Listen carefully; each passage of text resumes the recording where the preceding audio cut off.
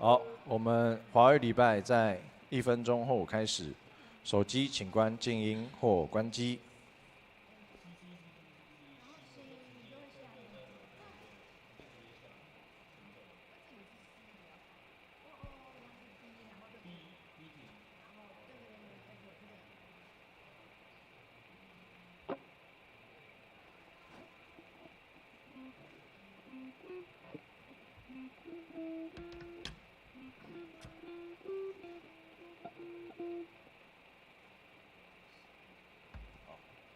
各位弟兄姐妹平安，平安，很开心，我们依然在星期天的早晨，我们要一起来敬拜赞美我们的主。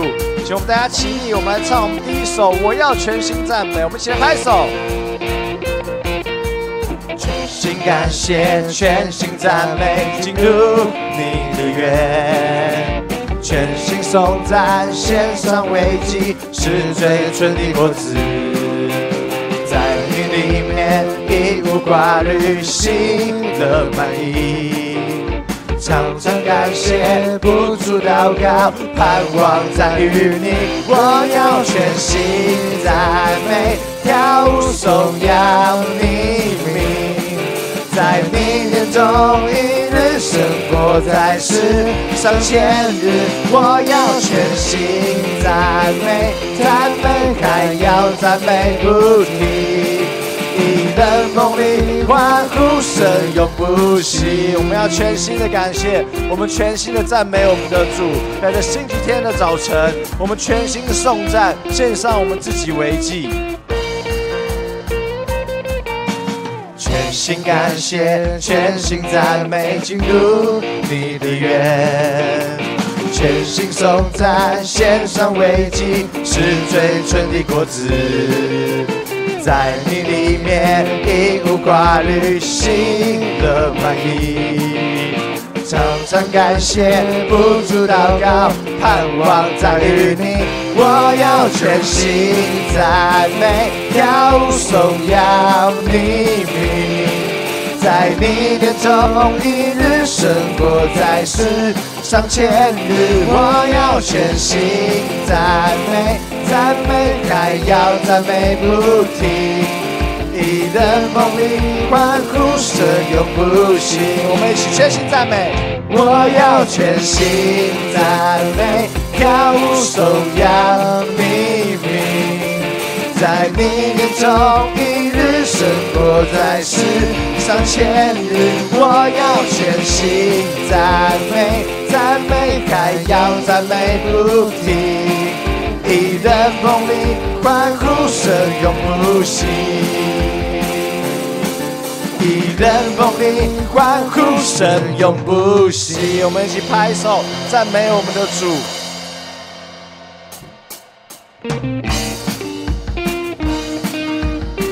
主，你是行了大事的神。我们一起来唱这首耶和华行了大事。耶和华已经为我们行了大事，他铺张云彩当遮盖，夜间使我光照。耶和华已经为我们行了大事，他在干旱之处使水流成河。我们一起来欢呼，我们要欢呼，述说他的作为。我们依靠神，就能施展大能。我们要歌颂，要欢呼，述说他的作为。我们依靠神，就能施展大能。感谢主，我们一起来这边欢呼他，述说神的作为。主，我们一生都要依靠你。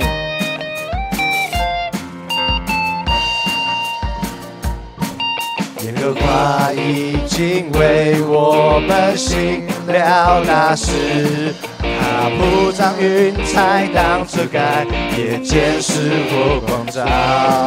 耶和华已经为我们行了大事，他在干旱之处使水流成河。我们一起欢呼，我们要欢呼，述说他的作为。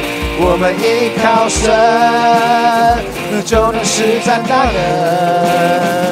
我们要歌颂，要欢呼，述说他的作为。我们依靠神，就能施展大能。他必带领选民欢呼向前。他将列国的地赐给我们，他必带领选民欢呼向前。他将列国的地赐给我们，我们要欢呼，述说他的作为。我们依靠神，就能施展大能。我们要歌颂，要欢呼，述说他的作为。我们依靠神，就能施展大能。最后一次，我们再一次欢呼。我们要欢呼，述说他的作为。我们依靠神，就能施展大能。我们要歌颂，要欢呼，述说他的作为。我们依靠神，就能施展大能。我们依靠神，就能施展大能。感谢主，再一次感谢主。我们依靠你，就能施展大能。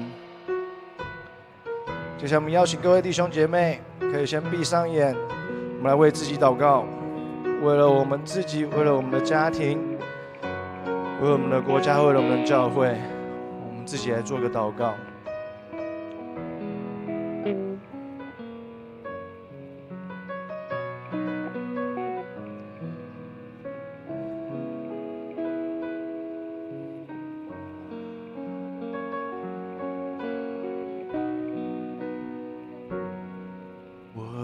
全心荣耀耶稣，放弃依靠我自己的骄傲。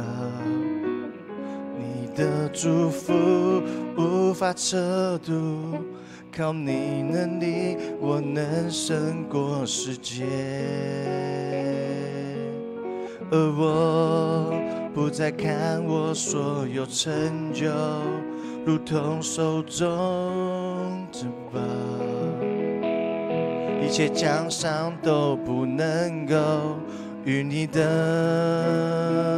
恩典相比。耶稣基督，我的依靠，你的十字架是我永远的荣耀。生命每个气息都是属于你，我的源头，我的盼望是你我主。主，我们要全心的来荣耀你，我愿全心荣耀耶稣，放弃依靠我自己的骄傲。你的祝福无法测度，靠你能力，我能胜过世界。我这一生别无所求，只愿更认识你，所有成就都不能够与我的主荣耀相比。耶稣基督，我的依靠，你的十字架是我永远的荣耀。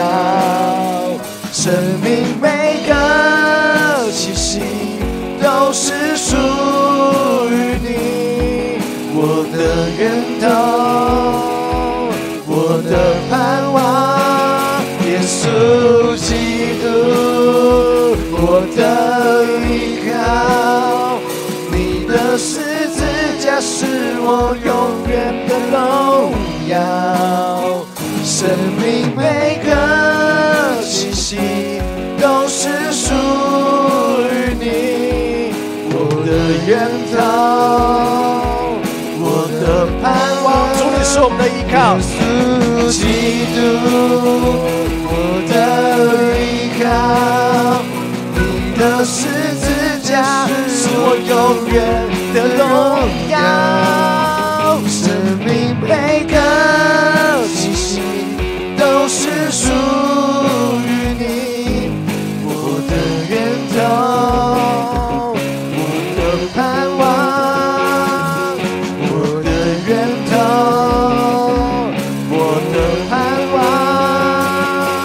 我的源头，我的盼望，是你我主。我们一起来做个祷告。主，你是我们的源头，主，你是我们的盼望，主耶稣基督，你是我们的依靠。主，感谢你，即便我们是犹太人，主，你依然拣选我们成为你的子女。主，我们知道，因为你的小小的恩典对我们来说都是很大的。主，再一次感谢你引领我们到你的面前，能够在这一生中来认识主你。主，我们这一生要永远的追随你。所以祈求你看顾我们每位弟兄姐妹，在我们个人，在我们的家庭，甚至在我们教会，在我们国家，都有主你的圣灵在里面做工。所以再次感谢你看顾我们接下来的礼拜，都有主你在当中。祷告奉主耶稣基督的名来求，阿们。好，我们依然站立，我们一起来攻读新的诫命。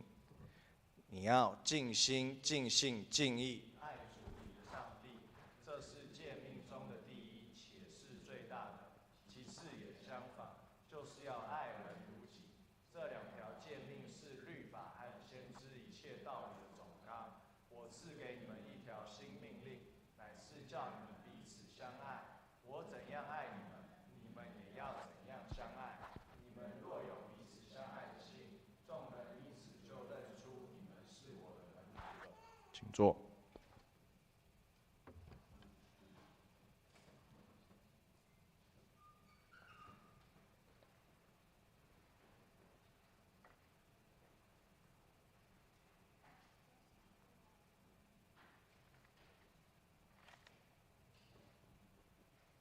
好，那我们接下来进行报告。大家手上可以拿周报。首先，我们先看公祷事项。我们求主在我们属灵的得道上面有得着。然后第二点，为我们教会各个弟兄姐妹、各个肢体，还有我们第三点那个青少期的夏令营，我们一起为他们来代祷，然后还有最后，我们为了这个世界现在的所有战争、所有天灾，我们一起来求主怜悯。那我们接下来看到教会消息，第一点，本主日举办青少年团契的夏令营，那地点在宜兰，2位牧师有随队，总共有18人参加。那也请各位弟兄姐妹为了这群学子，可以因敬畏上帝，还有得着克服万难的智慧来祷告。那本主日我们也由本堂的神学生陈哲兴来主理，也愿主赐福哲兴引领他前面的道路。然后第二点，下主日8月23下午12点半华语礼拜结束后有召开小会，要请小会员留意。第三点，教会奖学金开始接受申请。那预定会在9月13号颁发，奖学金发放的办法，大家可以去1楼看那个公布栏。申请的时间到9月6号截止。好，在第4点，因为我们1楼外墙就是靠近那个这一边的下面，就是现在每次那个大雨的时候，那个玻璃砖就会漏水，然后而且会越来越严重。那我们这一次有请那个厂商来评估，那我们最后决定用不锈钢板封，把它周边全部都封起来，然后来阻断那个渗漏，希望我们这样可以一劳永逸。那我全体的小会员还有长职都已经同意施工了，也愿主保守这次的工程平安顺利，有果效。最后一点。8月的最后一个礼拜，25到30号，2位牧师有安排年假，到时候如果有事情的话，可以跟本堂代议长老郑美长老来联络。下面团契消息，8月22号礼拜六下午3点，妇女团契有聚会，那有大家各自看这个时间点，然后下面奉献明细可以自行参阅。好，那接下来我们进行奉献。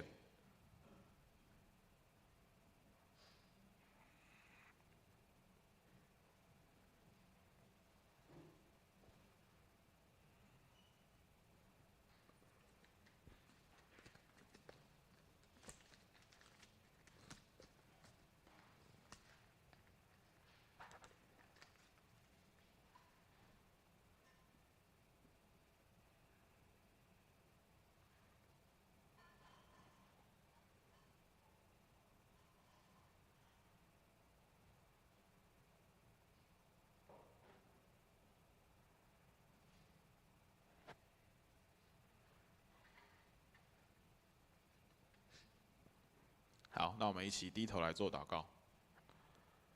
亲爱的天父上帝，感谢你让我们今天再次来到你的面前。主啊，在生活中我们常常看见自己的不足，有些事情我们即使已经非常努力了，可是我们仍然无法改变。还有些重担，我们也想靠自己来承担，但我们最后却发现我们的能力如此的有限，甚至有时候我们会因为自己的软弱、自己的不足，我们会觉得自己不够好，不配来到你的面前。但也求你提醒我们，我们真正的信心不是因为我们拥有多少，而是在自己的有限中，我们仍然愿意相信你，寻求你，也把我们所缺乏的来交到你的手中。主啊，此刻我们也来将我们的奉献来献上，也愿我们所献上的不只是金钱，也是对你的信靠还有感恩，求你悦纳。那我们这时候也要用你所教导我们的祷告一起说：我们在天上的父，愿人都尊你的名为圣，愿你的国降临，愿你的旨意行在地上，如同行在天上。我们日用的饮食，今日赐给我们，免我们的债，如同我们免了人的债，不叫我们遇见试探，救我们脱离凶恶。因为国度、权柄、荣耀，全是你的，直到永远。阿们。好，那今天的经文呢，记载在马可福音7章24到30节。马可福音7章24到30节。那我来念。24节，耶稣从那里起身，往推罗西顿的境内去，进了一家，不愿一人知道，却隐藏不住。当下有一个妇人，她的小女儿被污鬼附着，听见耶稣的事，就来俯伏在他脚前。这妇人是希利尼人，属叙利腓尼基族。他求耶稣赶出那鬼，离开他的女儿。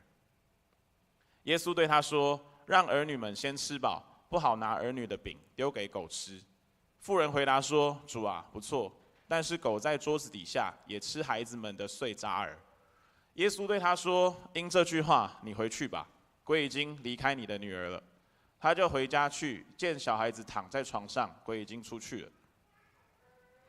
那今天正道的题目是“就凭你这句话”，我们把时间交给哲兴。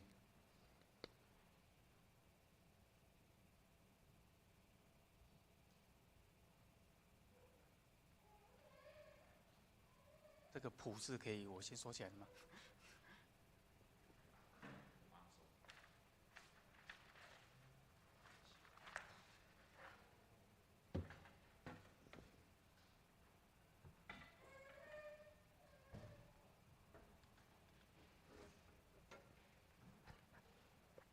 各位兄弟姐妹，大家平安。很高兴今天又再一次有机会可以一起来读马可福音。我们用很慢的速度在前进。在今天讲道之前，我们一起来祷告。亲爱的主耶稣，孩子感谢你带领我们来到你的教会，一起来敬拜你。求主你此刻与我们同在，对我们说话，也帮助我们听你所要对我们说的话。孩子祷告都是奉靠主耶稣的名，阿们。不晓得和自己非常不同的人交流，是对你来说是一个怎么样的感觉呢？是很特别的感觉吗？还是很不舒服的感觉呢？如果有出过国的，或是跟外国人常常做生意、交谈、交流的，甚至是一起生活的，我们就可以想象，那种自己本来以为已经很习惯、很理所当然的事情，原来对别人来说完全不是。其实和跟自己不同的人相处的这种经验，不一定是指不同的民族，或者是国家或文化等等的。我要说的是，对我们的先生、对我们的太太、对我们的父母、对我们的孩子、主管、客户、同事、员工，其实都是。不晓得你同意吗？在今天经文的一开始，马可福音描写耶稣去到推罗这个地方。这个推罗在地中海的东边，它是一个很大的城市，一个海港。那根据学者们的研究，这个城市、这个海港，在第1世纪的时候是一个非常热闹的地方，是聚集很多人的地方，因为可以做很多的生意，可以跟外界有很多的联络。我的意思是说，你可以在这里遇到很多不同民族的人，不同身份地位的人，不同宗教信仰的人等等。那耶稣，他是一位犹太人，是一位单身的男性，他身边有学生，所以他也是一位老师。然后他可能是一位木匠。那时候的耶稣还可能是一位半公开的公众人物。所以这位耶稣来到一个陌生的大城市，你觉得他会怎样来面对跟他不同的文化呢？不同的宗教，跟他完全不同的人呢？刚才的经文，他描写耶稣进去一间房子，本来不想让人知道，却无法避开他们的注意。不晓得大家读到这句话有什么感觉？我会先有个画面，就是耶稣带着他的一群的学生，然后非常小心的出入。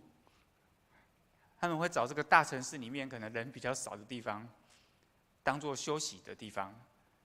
而且我还有个好奇，就是原来耶稣也有想要什么但是得不到的经验。耶稣也有没有办法做到的事情，他没有办法把自己藏起来，拒绝跟外界和自己不同的人接触。耶稣竟然也有做不到的事情。我们人所处的这个世界，不是只有一种文化、传统、价值观而已。这句话听起来非常的简单，非常的普通，甚至有点无聊。但是我们今天可以好好的来想一下，我们真的明白这句话的意思吗？比如说，两个人互相吸引的时候，常常是因为两个人有看到对方跟自己很相同的地方，相同的兴趣、相同的价值观，所以互相的吸引。但是当两个人进入到婚姻，一起生活10年、20年，有1个孩子、有2个孩子的时候，两个人就会发现，对方和自己非常的不同，甚至还有一种感觉。为什么有这么多不一样？当初怎么没有看出来？这是我的心声。所以这样讲起来，面对不同的人，基本上就是人每一天、每一个时刻都在发生的事情。这样问题就会是，我们是不是自己清楚知道，面对这些不同、这些非常大的差异的时候，我们的态度是什么？简单来说，我觉得有2种不同的态度，一种是我是对的，你是错的。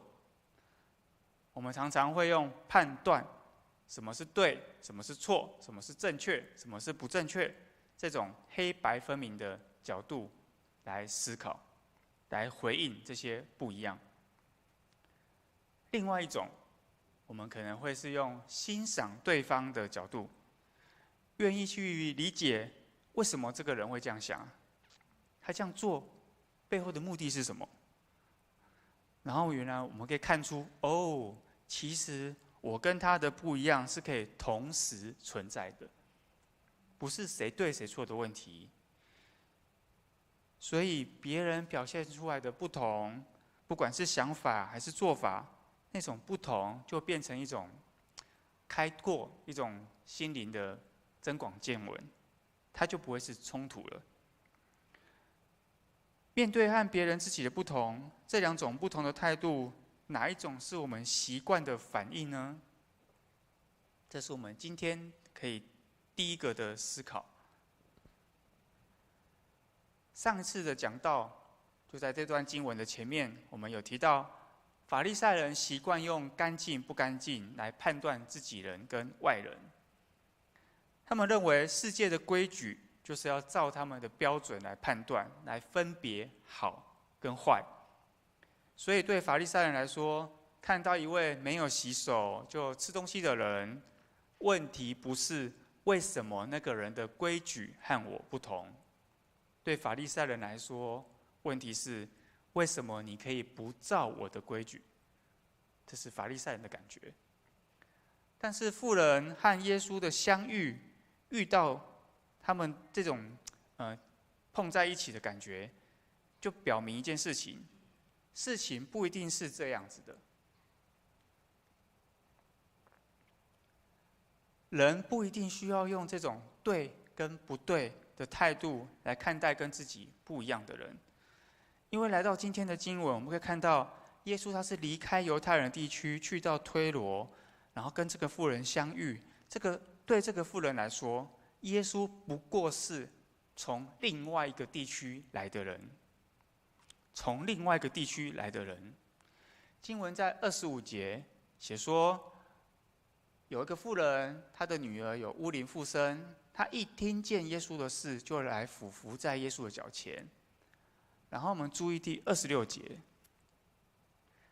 这妇人是外族人，属叙利亚的腓尼基族。他求耶稣把鬼从他女儿身上赶出去。如果没有26节，只有25节，我们可能会以为，不过又是一个赶鬼的故事。可是，就是因为多了26节，会让我好奇，为什么要写这些话？为什么不写这句话？应该对经文的叙事不会有什么影响。可是经文又故意的把妇人的身份写上去，所以妇人的身份是重要的事情吗？为什么要特别的写出来呢？这种描写会让我们看到，这位来到耶稣面前找到耶稣的这个妇人，是和耶稣不同民族、不同文化，甚至是完全不同世界的人。2个完全不同的人在一个地方遇到了，所以耶稣把自己藏起来，跟妇人找到把自己藏起来的耶稣，这2件事情放在一起，我们自然就可以看到，原来和一个不同的人相遇，其实就是非常自然，是你无法闪避的。我们不能活在自己的小框框里面。我的意思是说，推罗这个地方非常可能就是有不同的人在这边来来往往，在这边居住又离开，又居住又离开。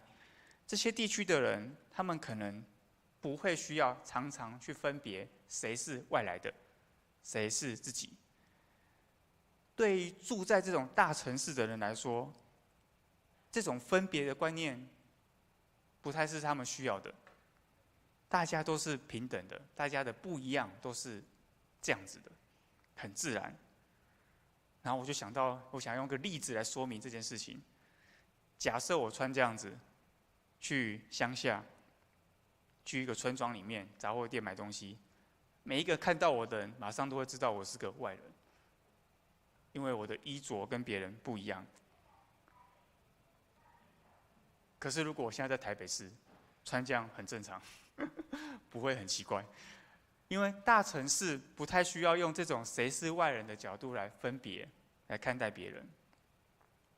如果你有同意我的想法，那么耶稣作为一位外人，他去到这个地方感到不自在，不想要被发现，就是一个很正常的反应啊。这在现代社会很容易理解。假使现在有位新朋友走进来，他想要做礼拜，你觉得他会坐在哪里？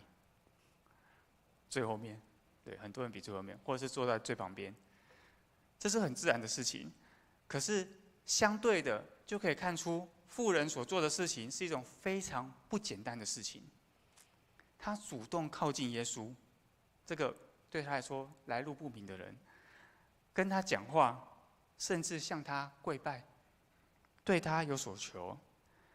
这位妇人把她人生中最痛苦、最没有办法去面对的困难，和耶稣说。这位妇人所做的，通常不是面对外人的反应，她不是用谁是外人、谁是自己人这种思考来对待耶稣，她只是愿意去接触跟她眼前这位非常不一样的人。所以我们可以来提出第二个对经文的反省：面对跟自己非常不一样的人，对你来说是需要再想一下的事情，还是非常自然的事情呢？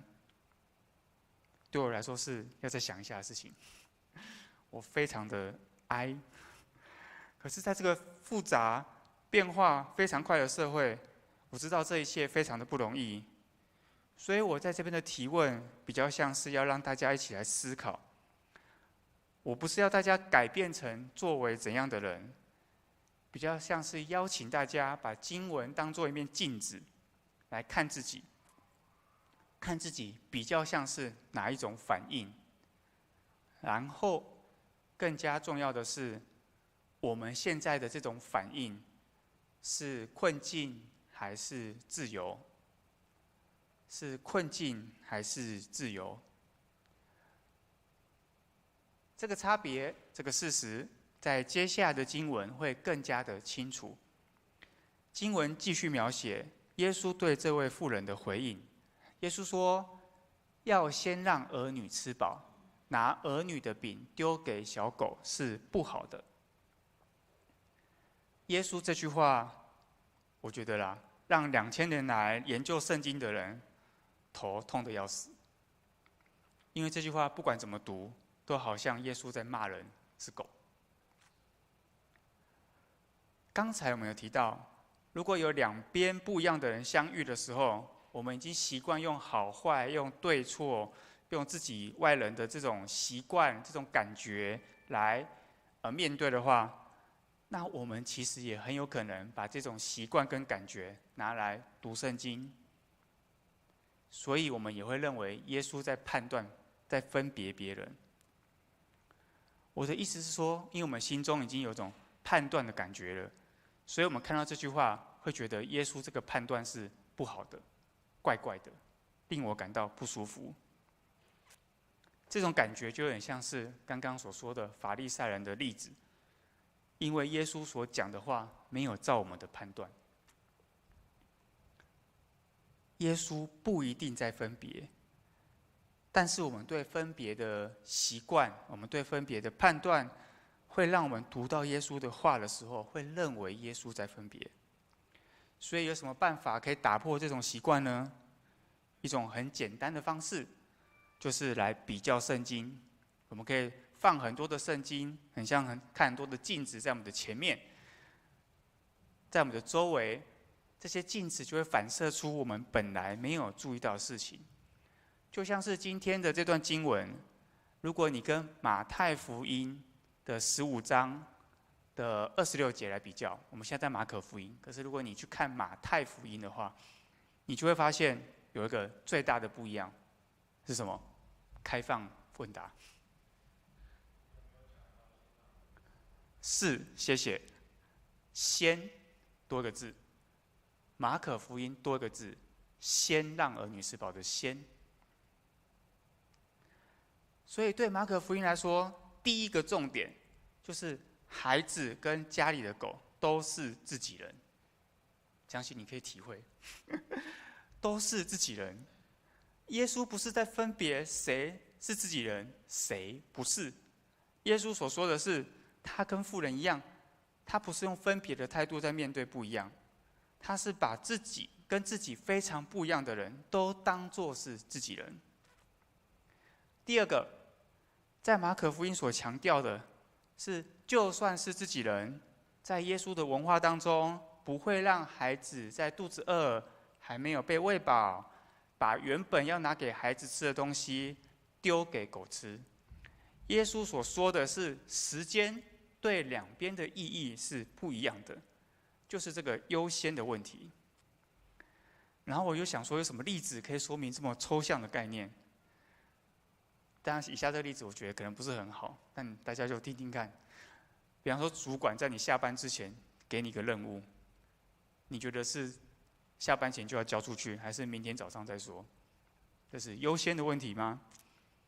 比方说，吃完晚餐的盘子，是吃饱就要洗，还是睡觉之前再洗，还是另外处理？这会是优先的问题吗？洗衣篮的衣服是每一天都要洗，还是装满再洗，还是怎么样？这些都是时间，都是优先的问题吗？如果我们用这种对跟不对的角度来看，我们就觉得哇，好冲突哦。可是如果我们用每个人对事情的优先性不一样来看的话，说不定这个冲突就会下降了，说不定它就不是冲突了。所以对这个不同，妇人的回应是什么呢？我们更仔细来看，经文描写妇人说：“主啊，不过小狗在桌子底下也吃得到孩子们掉下来的碎渣。”我们有看出妇人怎样面对跟自己不同的人吗？第一个，她没有反对两边对时间不同的意义，她还没有提出一个需要紧急处理的例外，说我现在有很紧急的状况，拜托你来帮我。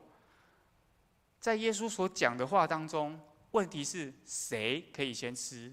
是狗还是孩子？而且非常明显，应该是孩子。可是，在妇人的回应当中，问题是为什么不能同时吃？为什么不能同时吃？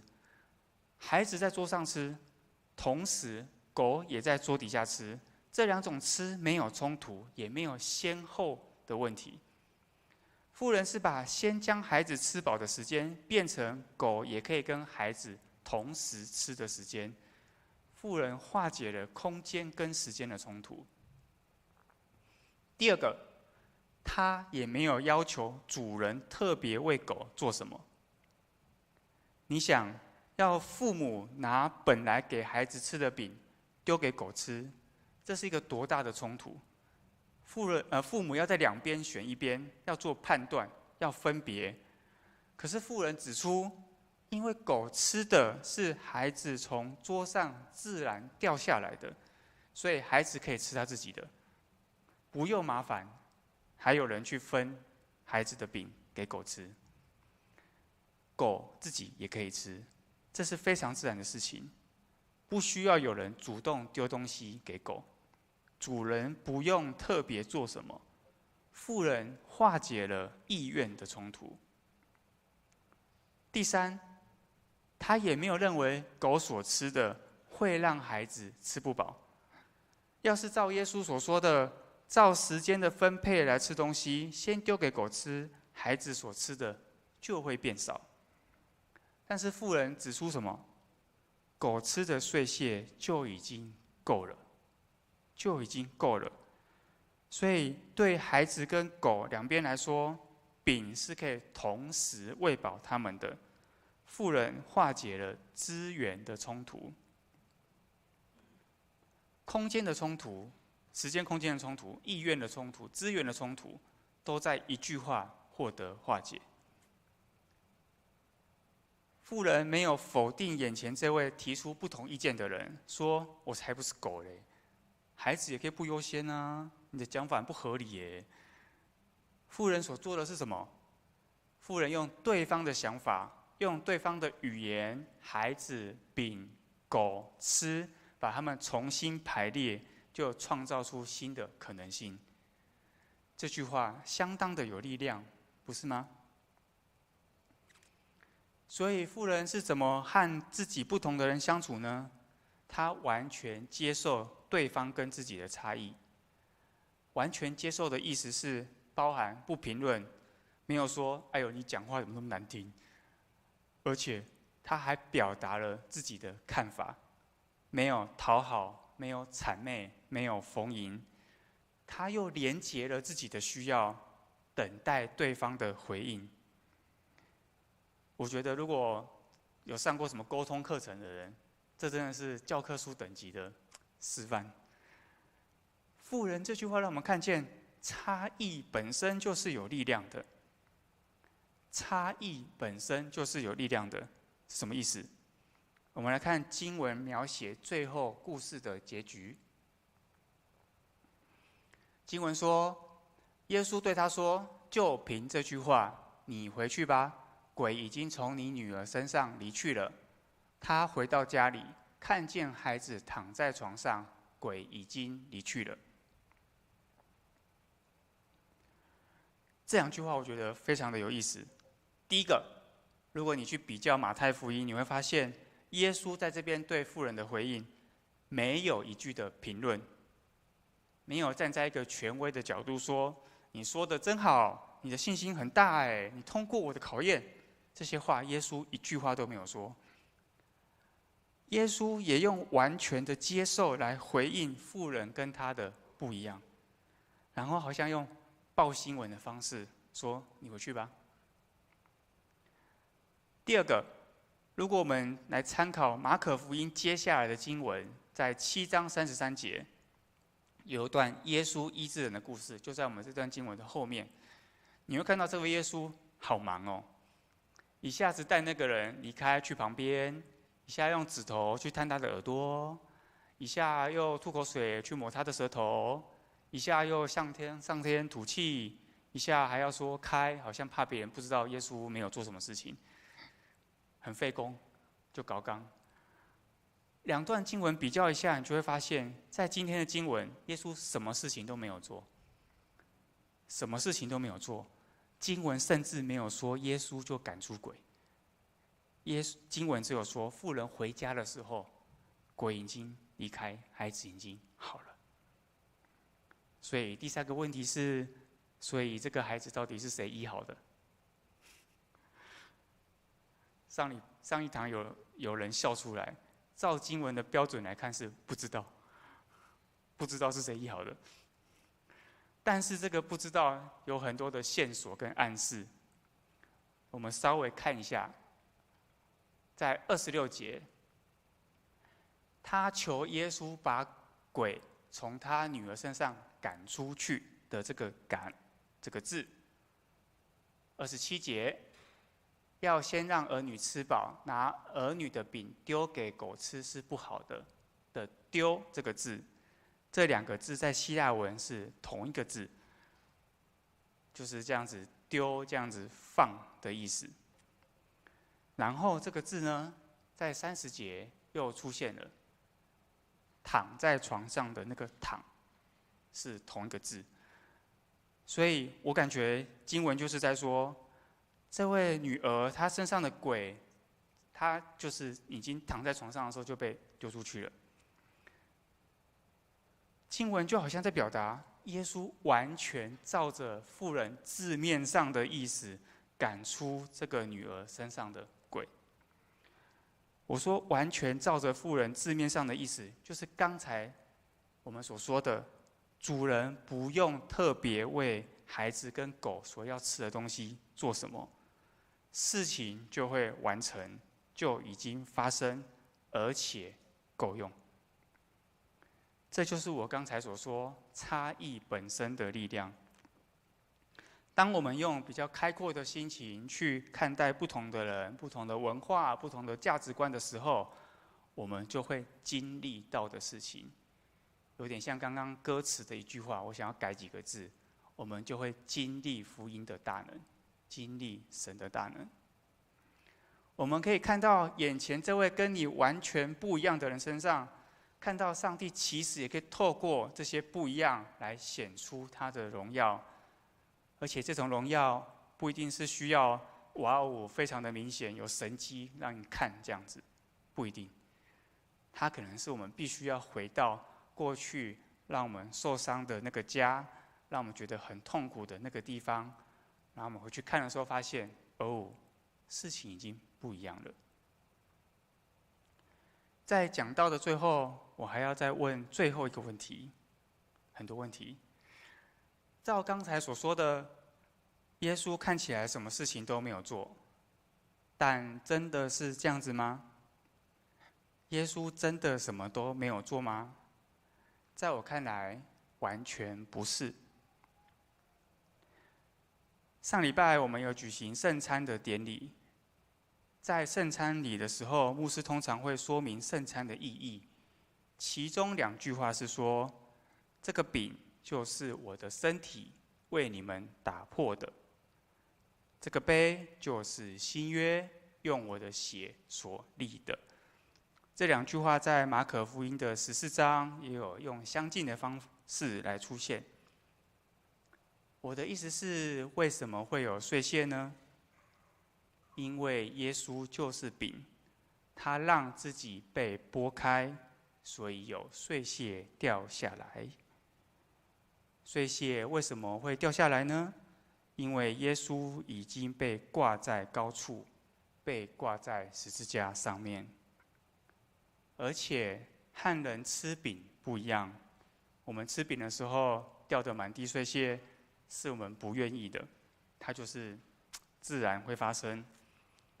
但是耶稣是自己走向十字架，而且他用很大的力气要留在上面。我们要知道钉十字架的意思，就是他身体全部的重量都在3根的钉子上面，然后还要面对经过的别人对他说：你可以从十字架上面下来啊，救你自己呀。还有宗教人士会对他说：以色列的王基督啊，你现在可以从十字架上面下来哦。他选择继续留在十字架上面，好让这些碎屑可以继续的从十字架上面流下来。更加重要的是，耶稣有复活，他已经不在十字架上面了。他可以走入桌子底下，去到每位被判断没有资格的人中间，把他自己的身体喂饱每一位有需要的人。耶稣的复活已经打破了时间跟空间的限制，每一个人都是他优先的对象，他的恩典无限。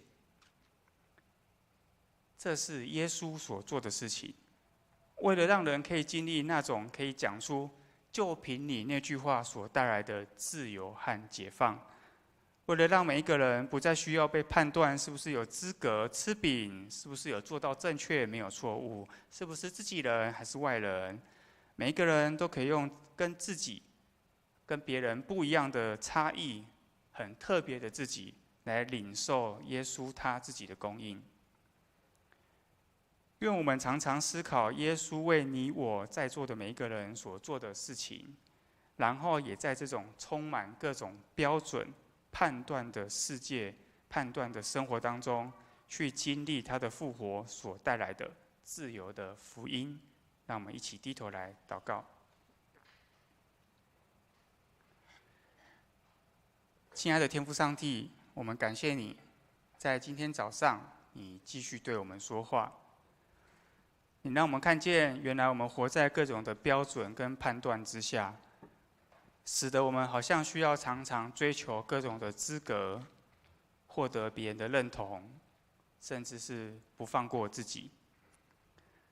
但是透过耶稣和妇人的故事，我们也看到，其实你的本意就是让不同的人借着对你的认识，不同的认识，来显出你的能力跟荣耀。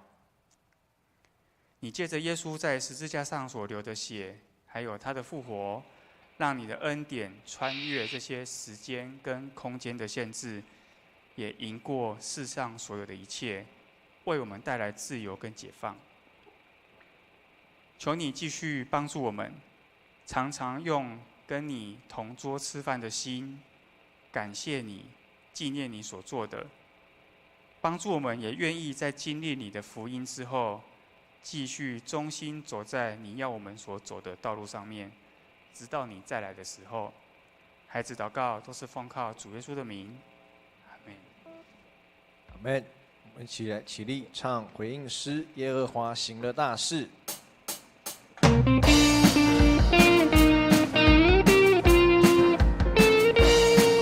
主，你已经为我们行了大事。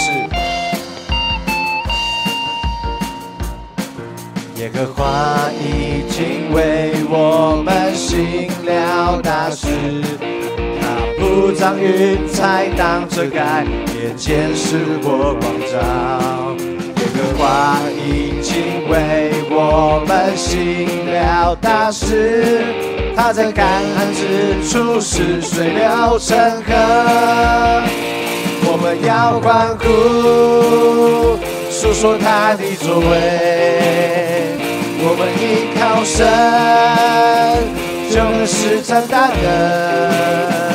我们要歌颂，要欢呼，述说他的作为。我们依靠神，就能施展大能。主带领我们，他必带领选民欢呼向前。他将列国的地赐给我们，他必带领选民欢呼向前。他将列国的地赐给我们，要欢呼，述说他的作为。我们依靠神，就能施展大能。我们要欢呼，要欢呼，述说他的作为。我们依靠神，就能施展大能。我们最后一次欢呼，我们要欢呼，述说他的作为。我们依靠神，就能施展大能。我们要歌颂，要欢呼，述说他的作为。我们依靠神，就能施展大能。我们依靠神，就能施展大能。这现在主导。愿我主耶稣基督的恩惠，天父上帝的慈爱，圣灵的感动、交通和保守，常与你们众人同在，从今时直到永远。阿们。阿们。我们一起来唱最后一首会后诗《与主同行》，这是第三次唱这首新歌，一起来。听见你的话语，我们得着生命；领受你的恩典，心中燃起火炬，擦干所有眼泪，步伐不再犹豫。从这大门走出去，你与我们同行。带着盼望往世界前进，带着力量紧紧跟随你，主你的神赐下新生命，奉主的名我们大步前行，带着盼望往世界前进，带着力量紧紧跟随你，点燃了复兴，点亮了心灵。与主同行，我们勇敢前行。我们再从头来唱一次。主，我们要与你一起同行，听见你的话语，听见你的话语，我们得着生命。领受你的恩典，心中燃起火炬，擦干所有眼泪，步伐不再犹豫。从这大门走出去，你与我们同行，带着盼望往世界前进，带着力量紧紧跟随你，主你的神赐下新生命，奉主的名我们大步前行，带着盼望往世界前进，带着力量紧紧跟随你，点燃了复兴，点亮了心灵。与主同行，我们勇敢前行。嘿，嘿，嘿，嘿，嘿，嘿，嘿，嘿，嘿，嘿，嘿，奉主名，往前进，主同行，我们勇敢前行。华语礼拜到这边结束，会后我们可以交谊请安，谢谢大家。